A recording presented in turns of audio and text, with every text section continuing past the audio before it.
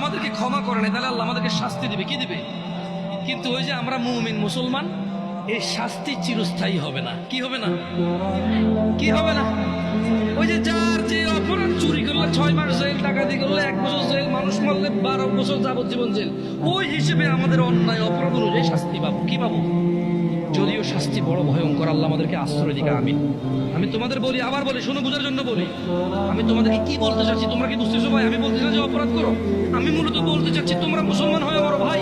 আমি মূলত বলতে চাচ্ছি আমি যাতে মুসলমান হয়ে মরতে পারি, কারণ মুসলমান হয়ে মরলে অন্যায় অপরাধ থাকলেও আল্লাহ যদি ক্ষমা করে তিনি গফুর রাহিম, আর যদি আল্লাহ বিচার করে তাহলে তিনি কঠোর কঠোর।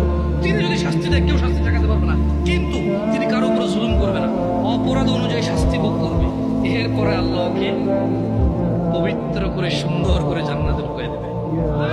আর শোনো শোনো শোনো শোনো শোনো শোনো শোনো, তোমার চাইতে ছোট জান্নাত কেউ পায় নাই। তুমি এই পৃথিবী সমান 10টা পৃথিবীর মতো